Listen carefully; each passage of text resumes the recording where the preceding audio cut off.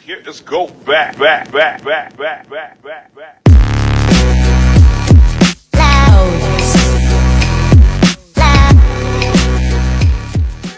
All right, NYB, we are back once again. Champ Ron, the Minding Your Business podcast, entrepreneurship, real estate, trending news. There's no business like minding your own.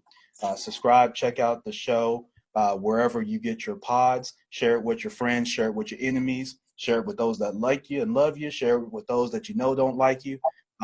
Either one of them need to hear what we have to say on this podcast on a weekly basis. I'm extremely excited today about today's guest. We're going a little bit different direction today, NYB community. Normally, you know me as being kind of raw and rugged from a business standpoint with business topics and sharing great best practices that you're able to then take with you and go implement, whether it's from myself and or our guest. But today we're going to talk about a subject that is going to be very impactful. That's going to be fun, of course. But I want you to get your pen and paper out, get your iPad, and take some notes because this is going to be something that's going to affect you personally and professionally. I have Shay, Your Love Diva Levister, as my guest today out of Atlanta, Georgia. And, you know, you all are familiar. I don't have to go through everything because I know y'all keep up with all the latest trends and everything. Y'all are keeping up with TV1's Fatal Attraction. You're keeping up with Essence. You're keeping up with all these things. So you're already familiar with Shay. And so she needs no introduction from me because I probably wouldn't do it the best justice. But she's here today on the podcast. She's taking time out to talk with y'all. So y'all be nice here, NYB. And those are, as you're driving along, you're listening to the podcast. Make sure that you connect. The information for Shay will be in the show notes. And so you'll be able to connect with her. But Shay, thank you so much for joining. And I appreciate it. And you ready to get started? I am. Thank you so much for having me. I'm excited. Yeah, I'm excited too because we're talking about a subject that personally for me, I haven't been involved in a long time. So I'm a bit of a dinosaur in this. So y'all forgive me because I haven't been involved with this. But tell us, who is Shay? Well, oh my God, that question's so deep. But who I am as the Love Diva is I am a certified love transformer who helps professionals and business owners who are stuck in chronic single-itis, dating in the dark, and too many lonely nights to become irresistible man magnets so they can finally check out of Heartbreak Hotel and break up with their BFs, Ben and Jerry. And so the bottom line is that if you know of anybody who's looking for love in all the wrong places, send them to me so that I can teach them how to date in a lane where there is no competition. Yeah, absolutely. And so then Shay, how did you get involved with this? You know, in terms of being, your Love Diva and, how did that come about? It's funny because I didn't choose this, it kind of chose me. I experienced probably growing up in a household that had the worst representation of what a healthy love experience looked like. And witnessing that dysfunction, witnessing my mother get abused on a regular basis by my father and other uncles and family members abusing their wives, I grew up with certain belief systems. Even though I said I would never allow a man to control me and I would never allow a man to put his hands on me, I found myself doing that, attracting guys that not only put their hands on me, but abuse me mentally or psychologically or emotionally. And so as I was breaking out of this unhealthy pattern, because I now had a 5-week-old after her father walked away and left us, and I wanted something different for her. So I made a promise to her, and I made 3 promises. The first one was that I was going to break the pattern of dysfunctional relationships and women who tolerated being in abusive situations. Because not only was my mother had an abusive marriage, her mother, and so did her mother, and it went back several generations. I also committed to her that I was going to allow her to see mommy be loved in a healthy way so that she can know what it looks like, so that she can go and replicate the same thing. And then I also promised her a backyard. And in order to accomplish that, that's when I did the dating experiment. Okay. Tell us about the experiment. And so I don't want to give it away because you can tell it much better than I can. But I was extreme. When I read it, I fell out of my chair. My wife was looking at me like, "What's wrong with you?" I fell out of my chair when I read that. So tell the audience about the experiment. So, okay, clearly I had no idea what I was doing with love because I kept attracting the wrong guy. So I wanted to figure out what was the psychology of men. I wanted to learn the art of dating so that I can capture a man's heart and be able to do it quickly. And so I started out, I was doing YouTube videos, documenting my experiences when it came to love. And I said, I'm going to do this experiment where I'm going to go on 100 dates in 3 months. Wait a minute. Shay, 100 dates in 3 months? 100 dates in 3 months. And when you're dating, because when people hear that, they're like, oh, you went on 100 dates? Like you were doing a whole lot. And I'm like, first of all, dating is an interviewing process. It's not supposed to be the hire. You're not supposed to have sex. You're not supposed to be kissing or doing any of that. You're simply going out on dates, entertaining the options for the potential of them becoming your man. Now, Shay, you know, someone's listening to this who probably hadn't been on a date since Bill Clinton was in office. And so now you talking about you went on 100 dates in 3 months. All right. So let's unpack that a little bit because that's I mean, that, you know, my brain just exploded. All right. So how did you even set up 100 dates in 3 months? Because 3 months, you're talking about 90 days. So you basically went on at a minimum a date every day, sometimes 2. Exactly. Sometimes 2 dates a day or 3. Right. Sometimes I had to squeeze 3 dates a day. And it was breakfast. They didn't even know that these were going on, right? So they didn't know each other, or you didn't go on multiple dates with one guy, right? Oh, no. It didn't count if it was multiple dates with the one guy. But yeah, so, you know, I went on this for research purposes, and where I was able to get the dates, it's funny because once I figured it out, I read over 200 plus relationship and human behavior books and books on the psychology and the science of attraction. And I have a pre-med biology background. Science is my language. And so I wanted to learn, like, what was the science behind why a man would choose one woman who was a great woman over another woman who was even a better woman all the way around. Right. And what was her behaviorisms and what was it about her? And so once I figured those things out, which I teach and I don't mind even talking about today, then I implemented it. So I would go online and I would, you know, have different options from there. I would join different organizations. I would have my friends, you know, hook me up on blind dates. Like there was multiple things that I put ads out. Like there's multiple things that I did so that I can be able to secure these dates. In addition, what kind of ad did you put out? You put out ads? I mean, you know, back in the day, that's what they called it. You know, yeah. So, what was the time frame of this when you were doing this? This was like early 2000. Oh, so this is before social medias, before it went down in the DM. This is exactly old school. This is old school. Gotcha. This is old school. Gotcha. And well, you actually had to talk to somebody. It wasn't just textual relationships. It was, no, you're going to be on the phone with that person and get asked out on a date, and then yes. My goodness. And not only that, you know, one of the important aspects of this experiment was I interviewed thousands of men, women, and couples as well. So when I'm presenting this advice, it is not based off of what I think. Okay. I'm sorry, it's not based on the opinion of just one woman. It's based on my research, based off of my study on the science of attraction, the law of attraction, on my results from the experiment, as well as the art of dating that I learned from the experiment. Okay, gotcha. And so let's unpack some of the things that you learned. So what are some of let's start with the bad. All right, so we'll start with the bad, we'll get to the good. All right. What are some of the just atrocious, worst things to mankind that you learned through that process? I learned that there are certain behaviors that are in men who are just poor options that once you got good at it, you can tell by the way they walked if they were even a quality option.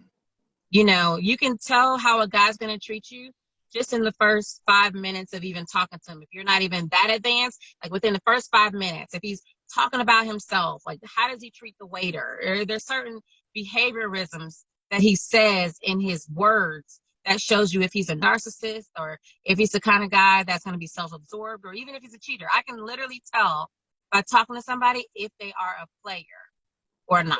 Yeah. So how, unpack that then? How would you know? Because I'm sure there are a lot of ladies all over that are just falling. They probably wreck their car trying to figure out how you know that. So how are you figuring that out in the first 5 minutes, Shay? Come on now. Oh my God, you're having me give away the whole kitchen sink. But one of the things you can tell if they are a player is ask them about their last relationship. Okay. Ask and pay attention to how they talk about their ex. Pay attention to their body language when they talk about their ex. Look at their eyes, and are they looking up? Are they looking down or to the side or what have you? Because you can tell when somebody's lying. If they're like accessing their memory, they're going to look up and to the right. But if they're accessing the story, then they're going to look up to the left. So if it looks like they're struggling to be able to tell you about their ex, and if they seem disassociated emotionally, and it's something that they did wrong, it's, well, she did this or she did that, then you can tell that this person's not a very responsible person. Or if the person's like, I'm just looking to have fun, I'm just looking to have a good time, and we'll see what happens, that's a big ixnay. Because especially in this day and age, like, you're a grown man, you don't know what you want, you're just looking to have fun. Do you look to have fun when you drive, when you're trying to get from point A to point B? Or do you just drive around the city just hoping that you land somewhere fun when you're driving? Yeah. So if they can't be clear about where they want to go when it comes to relationships, then most likely they're not trying to go anywhere. They're just trying to have a good time. And if that's not what you're looking for, then they're not going to be the one for you. Right. And, something along the lines of what you said, I do this in my business that I think applies to the dating realm as well. One of the things I do when I'm looking to bring someone on to my company, or even in the past in my banking life, when I was looking to hire, one of the things that I would do was I would take them to lunch. And I would get there a little bit early, Shay, and I would tell the waiter, we're going to pay for whatever, but whatever this person orders, I want you to leave something off, right? So if they ask for bacon, leave it off, right? Or whatever. Because what I wanted to see was how they would react, because that would tell me how they're going to operate a lot of times, especially when I'm not there watching them, right? So I would have people come in, and most people did pretty well, but they would order something, right? And I already have my wink with the waiter or waitress. And so he or she brings the dish, and maybe, like you say, they leave off the croutons off the salad, or bring the wrong dressing out. And what I'm looking for is temperament first. I'm looking to see, are they passive? Do they just say, oh, I know I asked for the blue cheese and they brought the ranch, but it's, they're busy, they're whatever. Then you get the personality that's, no, I need to speak to the manager, and I want to call the president of the United States right now because this is an atrocity. They know damn well I asked for ranch. Right? And so what I'm trying to see is where, and it's not so much a right or wrong answer, Shay, but where they fall, so I know if I bring this person in my organization, because I was normally hiring people in leadership and management, that I'm not going to be standing right around watching what they're doing. And I wanted to see how they would influence culture, and how they operate when they feel pressed. And lastly, how they operate with people that they may feel like they look down to, like a waiter or a waitress. So like when you mentioned that earlier, how people operate when they feel like they're looking up at somebody or something, eye level. And then if they feel like they're looking down on somebody. And at each one of those levels, it makes a difference.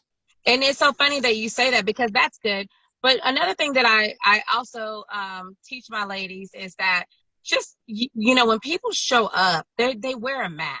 You know that. So when they're coming for an interview, they're going to wear a mask. And most times if they're smart, they might go off like when they're comfortable. But when they're trying to get an interview, they're trying to impress you. They know they don't want to look like they're a complete jerk when they're in front of you. And it's the same thing when you're going out on a date. This person is coming, they're wearing a mask. However, one of the things that I will look for is their body language, because they might not necessarily snap at the waiter, but they are huffing, they They look irritated. They look like, what's going on? They're not being kind to the waiter. The waiter's trying to fix it, and they're not really being kind. They're kind of being a little snip with the waiter. Right. Things like one of the major deal breakers is if he is rude to the waiter, or if she's rude to the waiter, they're a rude person. And when you go through tough times, they're going to be rude and disrespectful to you. There you But go. when you have somebody who speaks to, because I'm looking at, are you speaking to the waiter? Did you pass a janitor? Did you speak to the janitor? Are you speaking to, like you said, people that there would be a perception that they're beneath you? Because if you're the kind of person that's kind, then you don't even look at it like this person is beneath you. Right. And a lot of times people will dismiss those small cues that make a huge deal. They'll dismiss the code within their language that's telling you, because people wear the signs on their forehead and in their words that says, I'm a nice guy, I'm a jerk, I'm inconsiderate, I'm selfish. They are wearing the signs. If you choose not to read the signs, then you're going to deal with the consequences of not knowing that. And so that's why it's really important to learn the art of dating. Yeah, exactly. And the big thing about that, dating, business, whatever it is you've got to understand the character. And what I always personally like to know is, again, how does a person, Shay, operate when pressed, when angered, when embarrassed, right? Because those things open up the whole gambit. Everybody's great when the sun's shining and the bank account's full of money and love there. But when those things come about, right? Mm-hmm. Or your, maybe your performance in a key area that you value is not there. Whatever that is, right? What is, how do you impact it? Like you said, how do you treat people? And do you take ownership? Do you pass blame? Do you pass judgment? Whatever that is. And so it's interesting how those things align, but in your dating experience, it's interesting that you picked up on that very quickly to the point that you can pinpoint that early on in the conversation with somebody. Right. And, it's funny that you're mentioning this because, I do a lot of teaching and a lot of videos on how to be successful in love and business, because really they are very closely related. They require the same set of skills in order to be successful in both. And so this is one of the major parts. Like when you're dating somebody in business, it's just like it's like a client, like when you're dating a client or when you're prospecting a client, how are you coming off to them? If you're coming off to the client as if you're insecure and as if, oh my goodness, like, do you really want my product? And there's some uncertainty, then the client's going to be like, yeah, no, I don't want your product. They're going to pick up on your energy.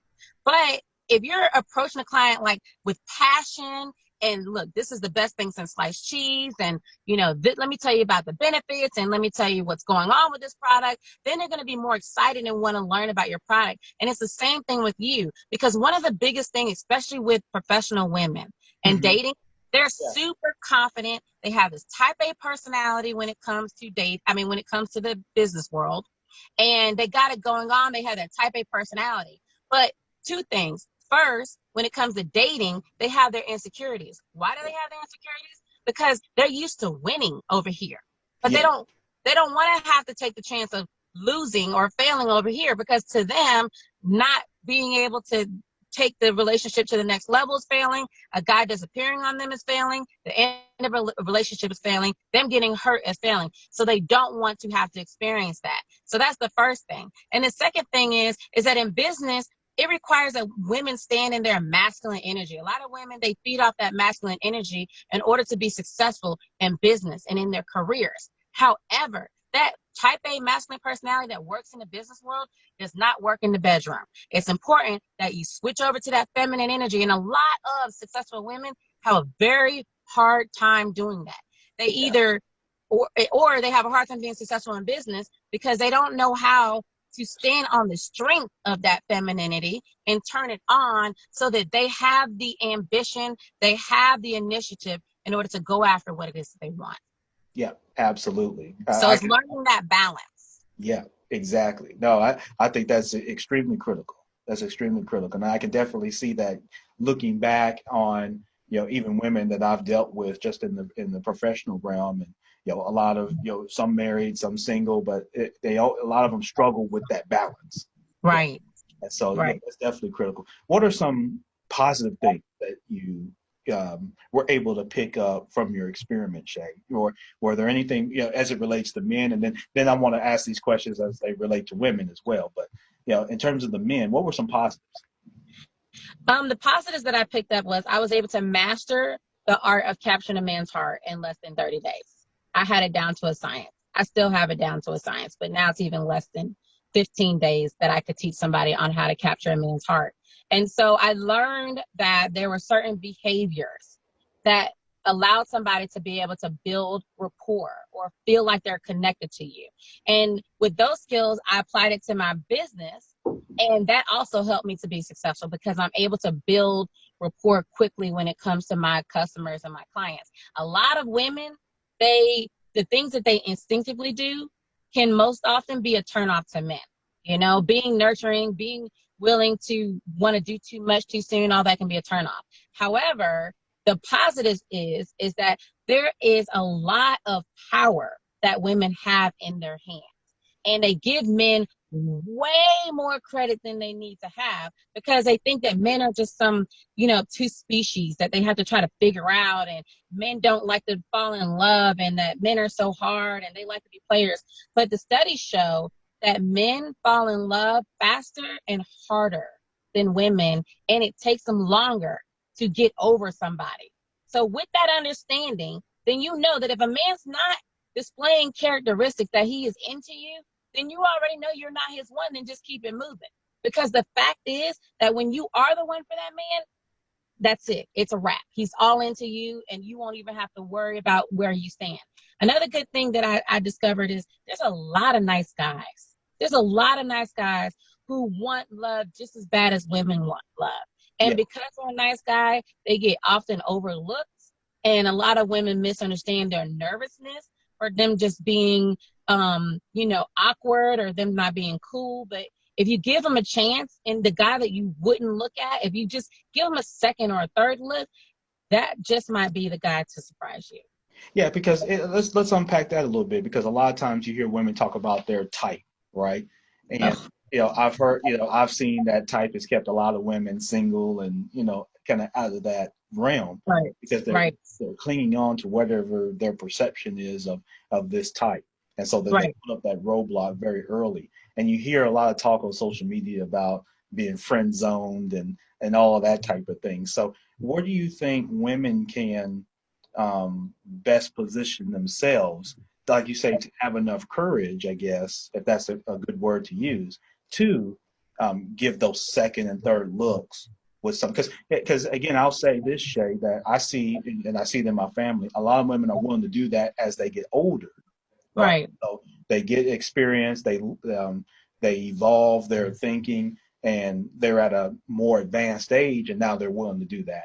So how do you teach younger women to be able to do that? So you don't have to wait till you're too old to go to the club, or you're too old to do this or do that to learn it, right? Or you have to go through all this myriad of tough experiences to then learn it. As we know, experience is a great teacher, but Right. how can you learn this, I guess, earlier on in your walk that maybe Right. help you, and kind of propel you to success? Right. So, especially like a lot of young women, they don't know how to select a good guy. They Mm-hmm. really don't. They're just kind of bumping around. And to them, they have time. They're basically being driven on adrenaline and they're being driven on hormones, and it's about the thrill, right? Right. And so after they get disappointed and hurt, and like you said, later on in life, that's when they're like, oh wait, maybe I'm tired of dealing with that guy that keeps me on the edge. I want the guy that's more secure, that's more safe, and everything else. Yeah. However, you can miss out on experiencing some good years with a great guy, or you have to endure having a divorce or two under your belt before you finally land on that good guy. So how do you avoid that from happening? The first thing is you learn how to identify the good guys and recognize that you can have a good guy and have a thrilling time with them too, and that you can have somebody that you build something solid with and that you have fun with too. And so getting rid of your list And how do you get rid of your list? First, you open your mind to the possibility that your perception is tainted. So if you're wearing rose-colored glasses and you're looking out in the world, then everything you look at is going to be rose-colored. But it's not until you take your glasses off that you can actually see the way things really look. And it's the same thing here. So if women in there, they're perceiving that the best options are the ones that drive the fancy cars, that's 6'12", that's, that makes 7 figures, that's all of these things. If you're perceiving that that's your ideal person, then you're going to have a skewed idea of how to select somebody and what a really good guy looks like. Yeah, very superficial. If you can listen to the wisdom of the elders, if you can listen to the wisdom that maybe, just maybe, that you have this thing wrong, and heed the warning that time isn't friendly to anybody. Eventually, time catches up with all of us. And if you can listen to those of us who have messed up significantly, then take advantage of your youth. And if you can, look for the nice guys, because what happens when you deal with the bad guys early on is that it creates a jadedness in you that skews the way you even perceive other guys, and you end up attracting those guys. It affects your self-esteem. It affects your self-confidence and the way you view yourself, and it nicks away at that. And the more it nicks away, the next thing you know, you're great at business. However, you're sucky when it comes to relationship because you're gun shy. So start off right by learning what you need to look for in the right guy. And when you create a list, instead of creating the list for what he needs to have, create the list for what you need to become in order for you to have that healthy, awesome, amazing love experience that you really want. Yep, absolutely. And so Shay, then, as you do this experiment, you're getting really kind of primary data information from this, which is amazing. A lot of people get secondary data from the internet or books or something like that. I haven't heard anybody get that kind of primary data and information and experience. And so what did you do with that? How did you take all that information, all those experiences, and how did you cultivate that with what you're doing today to help people? So what I did was I packaged all of that up, and I was doing YouTube videos. And I started doing YouTube videos because it sounds morbid, knock on wood, but in case something happened to me, I wanted my daughter to have the knowledge that I gained from this experiment. That's the first thing. Then I started having people reach out to me, asking me questions and asking me for advice and asking me to coach them. And I'm like, coach you? Advice? Look at me, I've messed up a lot. And here they are asking me a ton of questions. And so I started giving the advice, and I started doing the YouTube to give more advice. And then I wrote a book in order to help give them more advice. And then 5 books later, here I am with The Science of Attracting Love, and a way of taking all of that, the art of dating, because that's what all of my data was able to bring together, is how to exercise the art of dating so that you can have the love experience that you want by increasing your options. Second, combining it with the law of attraction, learning how to align with what it is that you're calling for. How do you manifest love? It's not all about manifesting money and manifesting success. Love is the most important aspect of your life. And why would you leave this most important aspect of your life up to chance? So learning how to align with spirit so that you can bring to you your divinely selected soulmate, and then combining that with the science of attracting, the science of how you should approach the art of dating so that you can have an advantage when it comes to the dating game, so that you don't have to bump your head around and try to figure it out and kiss all these toes and then come out with your scars, that you can minimize that and your time by figuring it out and understanding the science of why people do what they do. And so all of that just helped me to combine it together to give a holistic approach to how somebody can manifest love without taking forever to do that. Yeah, absolutely. And so then as you've done that, Shay, and you mentioned having obviously multiple books, being on TV, helping thousands of people, right? How have you been able to also help those that are already in committed relationships? Because some people may be listening to this podcast, they may be in a committed relationship now, they be married, and dating within the marriage is something that now is critical and gets talked about a lot. We often relate it to singles, but what's kind of your advice or kind of your thoughts on how people can They're running their business. You know, where everybody's busy doing all these different things, right? And Right. how do you continue to not make even a committed relationship so mundane, and you continue Right. to date and continue to do those things and have that loving from both ends? Because a Right. lot of times, men blame women and women blame men, and everybody's pointing fingers and this is Exactly. pointed at each other instead of Right. coming together and having something loving post the commitment. Right. It's so funny because, you know, for those who have been following me for a long time, they know my story. They know how I have been married 2.3 times. And the point 3 times was being married to a married man who was a bigamist and who Whoa. found me into marrying him. And right.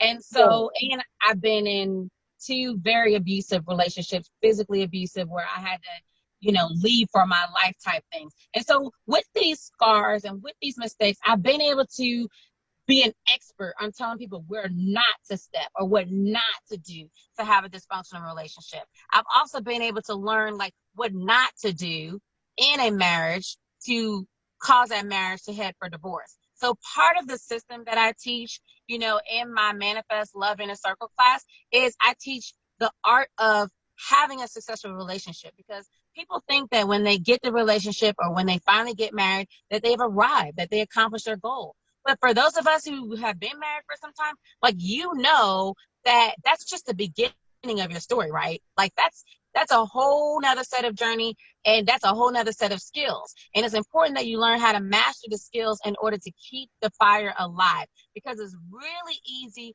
as you're dealing with 2 separate individuals Oh, and Shay, 2 I think separate. I don't think we can hear you. Did you? Oh, Okay. Oh, we didn't hear you for a second, but that's okay. I'm Yeah, sorry. keep Can you hear going. me That was now? rich. Okay.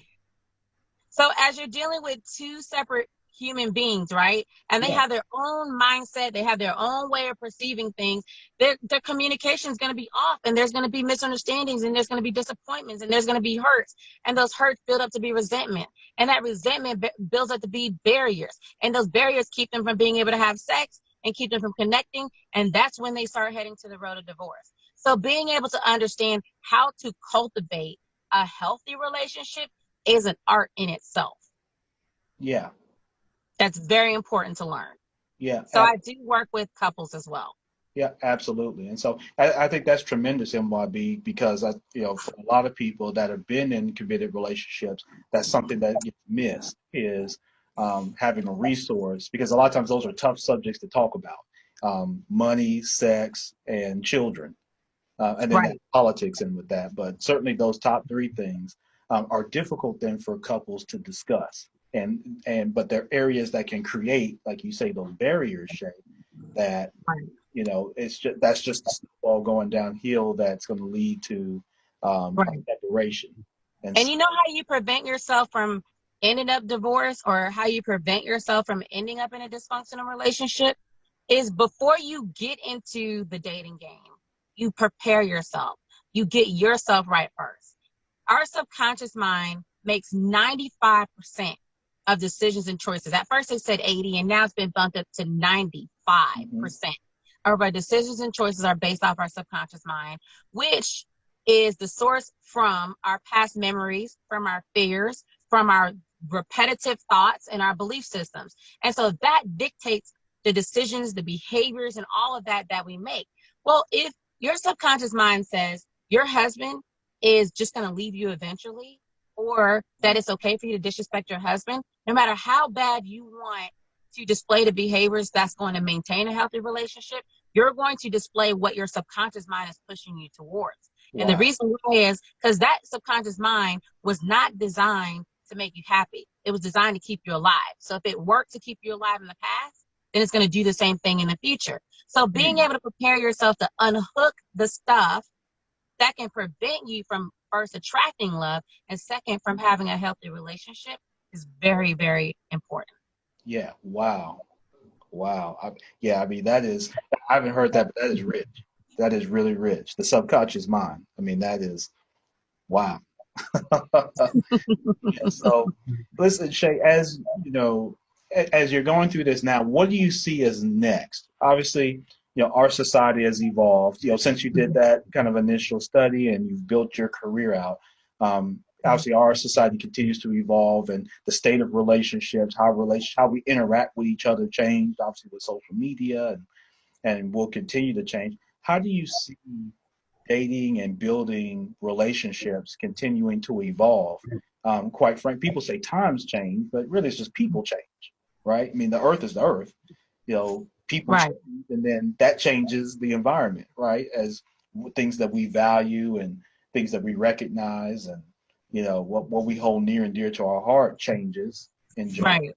So, what do you see as the evolution in dating, and how people can continue to keep, that connectivity and that love between, men, women, and, genders all around, particularly in today's time? How can that continue to, groom and edification as we all evolve? It's so funny you asked me that because I'm getting ready to make so many women mad at me.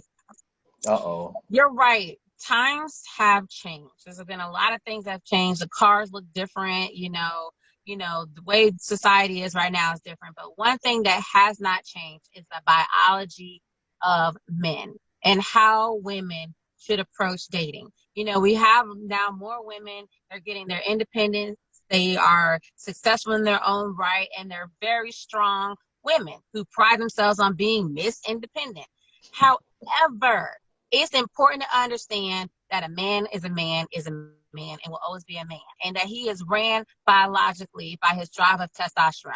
That's what drives him to pursue you. So women who think it's okay for her to pursue a man or for her to make first moves with a man is completely out of line for attracting the high quality type of man who would be able to feed her and make her happy. And the reason why is when a man is pursuing a woman, his serotonin and testosterone decrease. What that means is he becomes more nurturing like a woman, and his serotonin drop means he starts thinking about her, obsessing her. They did research that showed that when a man sees a woman in the attraction phase, that the part of his brain that sees an object lights up, because that part of his brain is saying, here is somebody who I can have sex with. That's it. So you are the object of his desire for sex. And so he was driven to try to court you, to say the right things, to stay on the phone all the way until you guys fall asleep on the phone together, take you out on dates and all these things. All that is driven by his testosterone because he wants to have sex with you. But the funny thing happens, though, as he's pursuing you, his testosterone's dropping, but he starts to become more nurturing, and he starts to build a connection with you. And the part of his brain that lights up when it sees a person or even a friend that he cares about starts to light up. That's when he enters the phase past the courting, past the pull away phase to the commitment phase. So if a man isn't moving through these phases and wanting to commit to you, then biochemically, the process hasn't happened within him. And if it hasn't happened within him, it's either one of two things. He's either biochemically dysfunctional or he's just not that into you. Period, point blank. And so allowing a man to see you as a prize, a value prize that you are, ladies, is imperative. Men like it, even if they say they don't, they do, because biologically it makes men healthier, it makes them stronger, it makes them mentally sharper. It has multiple benefits that scientifically has been proven. Another thing, when a woman pursues a man on the opposite end, her estrogen decreases.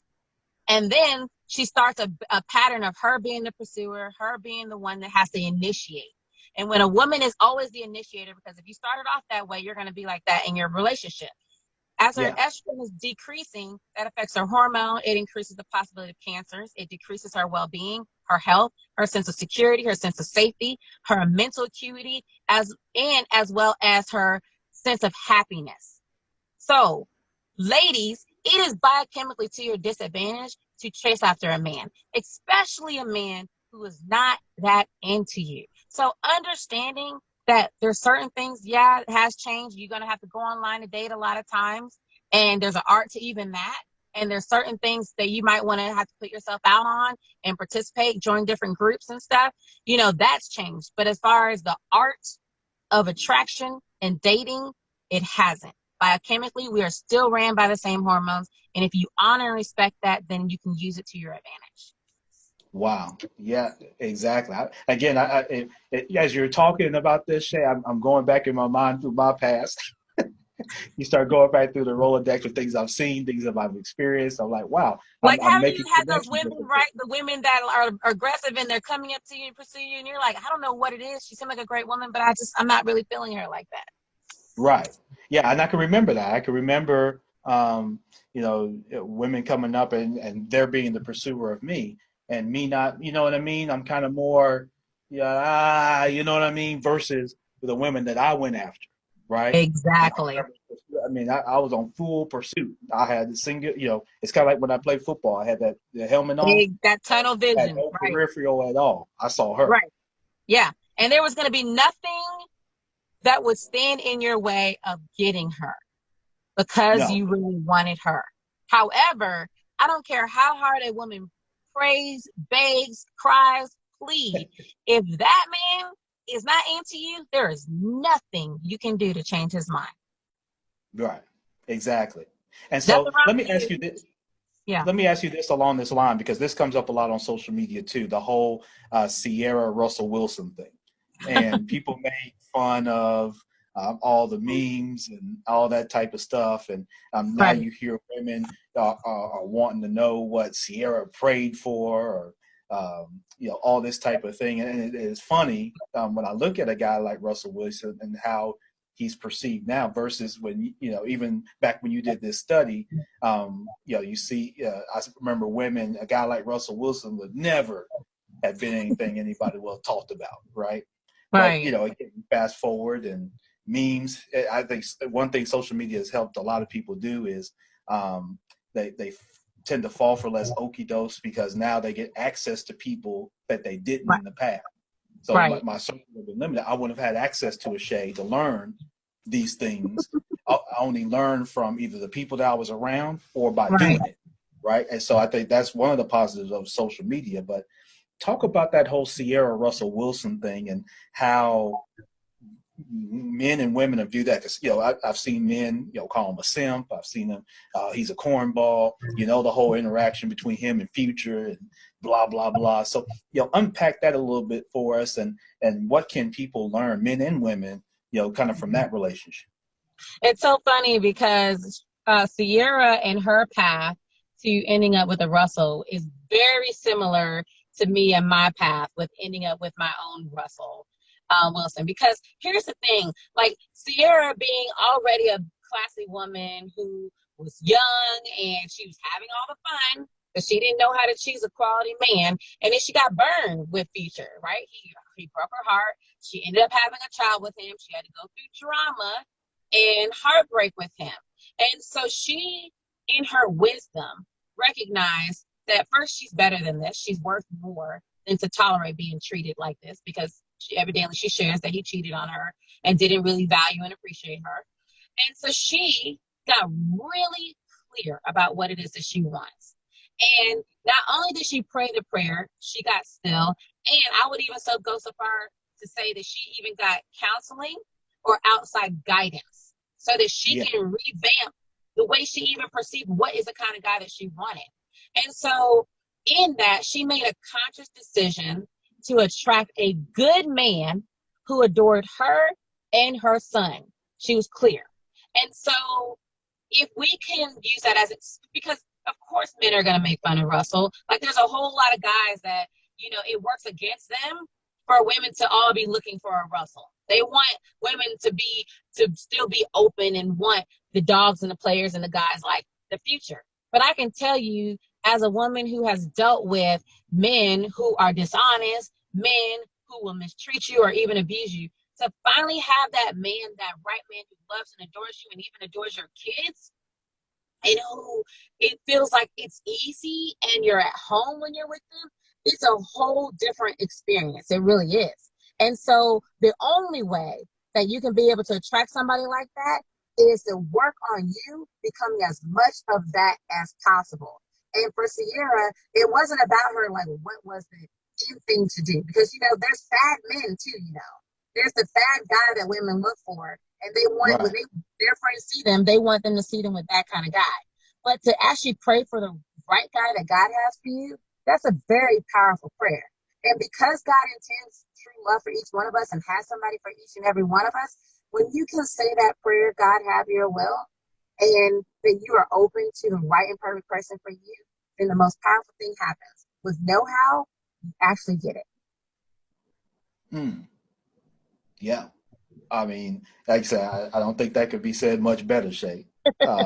So, ladies, I think, ladies and guys, if you're MYB, you're taking hold of that. That's an example, right, of, again, getting the kind of support system around you and then having enough maturity and enough courage to go Right. after what it is that you say you really want. Because, Shay, I see this a lot, too, that people will say one thing, but then their actions don't balance what they say they want. And that's something Right. that young and sometimes middle-aged folks, men and women, Right. they'll say they want one thing, but then what they actually pick up, or what you see them align with doesn't line up. And so, Yeah, or it, they're saying a prayer, right? So a lot of women were like, Shay, well, I am saying the Ciara prayer, which I posted on my Instagram page. I posted the prayer that I would suspect that she prayed in order for her to attract a Russell Wilson. And so they're like, I'm praying the Russell Wilson prayer, but I don't have anybody even come in my life. I can't even get a date. And the reason why is you don't get what you pray for. You get what you expect. The right, difference between Ciara and all the women who are still single wanting love is that she expected to attract a man like Russell. She was clear.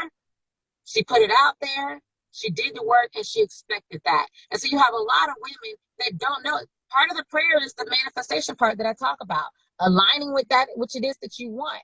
And so a lot of times, just like a heart surgeon can't do heart surgery on themselves, it's very hard for you to be able to look at yourself and see what are the belief systems, what is the stuff that's keeping you from attracting love. And so that's why I'm always encouraging people, whether it's me or somebody else, do what you got to do to get with somebody who's done it, who's been where you are right now, and can help show you the path on how to get where you want to go. yeah, absolutely. And so, Shay, as we wrap up here, and my guest today on the Minding Your Business podcast, Shay, your love diva, Levister, certified love transformer, here today, and she's given us so much rich content, so much to unpack. I know some of y'all probably got pages of notes. Y'all probably had to pull over your car, stop it, and go back and rewind back and get some more nuggets. But Shay, what are a couple best practices? Again, you've given a whole bunch of them, but if you had to sum up 2 or 3 best practices for someone to be successful in dating, with how they define success, which could Right. typically is to transition into a more committed relationship and possibly marriage or whatever that entails for them. What are Right. 2 or 3 best practices for those men and women out there that are listening to you? The first thing is date to evaluate, not to be chosen. Date to evaluate. So when you go on a date, instead of trying to prove why the guy should ask you out on the second date and why you're this great, awesome woman, go on the date to decide, like, do I like this guy? Is this a nice guy? Is he a nice person? If you're going there realizing, and I talk to the ladies a lot because, the ladies think men have all the power and they've forgotten that they have the power. And even it's to men's advantage for women to recognize who they are, because men, you want the kind of woman who has the confidence that can be that strong woman, that can be fully present. Because when you marry this kind of woman, any man will tell you behind his greatness was a great woman. Because a woman is designed to enhance everything a man does. And so if a woman can recognize her power and the fact that she is a prize and that she's the one that's supposed to be chased, then she comes to the table already being a whole great woman for him. So that's the first thing, date to evaluate. The second thing is be clear. Be clear about what it is that you want. Be clear about the end result. Because if you're clear about that, you'll most likely end up there. The next one is expect that you're going to attract your soulmate. No matter what it looks like, no matter how discouraged that you get, expect that eventually you're going to find the one. And when you operate with this level of expectation, you're fine if it doesn't work out with guy 1, 2, 3, or 4. You're totally okay with it not working out because eventually you're going to unwrap the gift underneath the Christmas tree that is the exact gift that you asked for and even greater. So just keep unwrapping the presents and enjoy the process along the way. And then last but not least, get into a state of gratitude before he comes into your life. Don't wait to do the holy dance at your wedding. Do the dance now. Praise God now for that love that's shown up. Just like even in your business. Like, be grateful for the success that is already there, as if it's already there, and that's what magnetizes it into your life. Yep, all that is completely rich. I mean, and you gave 4 really good best practices that translate not just to the dating world, but even to the business world. Right. I have a lot more where that came from. Oh, I know you do. And speaking of that lot more, how can people get in touch with you to learn more about that lot more? How can they get your books? How can they connect with you, Shay? Well, we have an upcoming class coming up on April the 1st, and it's the Manifest Love Inner Circle. I'm very selective about the people that's in this group. And in this group, I take them through a 6-week challenge and course where they learn everything from A to B, how to heal and become that whole woman they would need to be in order to attract like a Russell Wilson. They learn how to manifest love. They learn how to operate utilizing the art of conscious dating. And they learn how to not only attract a relationship, but to maintain a healthy relationship that is completely divorce proof. And that class starts on April the 1st. And if you want to, you can schedule an appointment, a free appointment to speak to me. Go to yourlovediva.com. That's YOUR, lovediva.com to schedule an appointment. I actually am a reader as well. I am certified in neurolinguistic programming. I am certified master relationship coach. I'm certified as a hypnotist. But one of my greatest skills is that I can see people's past, present, and future. And so I can literally do a Zoom call with somebody, look them in the eyes, tell them what it is that's standing in their way of being able to attract love and what it's going to require for them to be able to get the love that they want. And I do a 20-minute free session. So you can go ahead and schedule your appointment by going on that link, the yourlovediva.com link, and then go to schedule a call, and I will be happy to speak to you. Yep, excellent. And so yourlovediva.com is where they need to go. So MYB, make sure that you go check that out. If you want to schedule an appointment, please do so. Let Shay know that you heard her right here on the Minding Your Business podcast. Shay, listen, I cannot thank you enough for the rich content. I've got a lot to take away. I think a lot of people are going to be listening, kind of rewinding back. What'd she say about this? What'd she say about that? Checking this out. With the rich content that you gave us and helping us all out to be just a little bit better. And I definitely thank you for what you do for people's lives and helping enrich a very important piece of all of our lives, which is our relationship with those that are closest to us. And so thank you. I wish you the very best. Look to remain connected. Thank you so much. Exactly. Wish you the very best personally and professionally. If you find I can be a resource, definitely reach out to me. And I look forward. I got to get some of these books. I got to get my read on now. So I'm intrigued. And don't forget to download the app Cup of Love app as well. Okay. Yep, definitely. So we're going to do that. MYB, make sure you do that. When you get done listening, the next thing you should do is go ahead and download the app. Don't wait. So go ahead. When I get done with this, I'm going to go ahead and download it so I can check that out and be supportive. So, Shay, thank you so much. Thank you so I much. definitely appreciate you. Best wishes to you and your family and all that y'all do. You as well. Have a good day. All right, you too. All right, thank you. Bye-bye. Bye. All right, so that was Shay Your Love Diva Levister, certified love transformer, MYB. Listen, Champ Ron, the Mind Your Business podcast. That was episode 133 we just wrapped up. And listen, a lot of rich content, a lot of rich content. And so let's make sure that we're supportive. Make sure you check out the links in the show notes. And again, share this podcast 5-star rating and review helps us continue to grow our audience. So Champ Ron, the Mind Your Business podcast, go be great. What we do here is go back.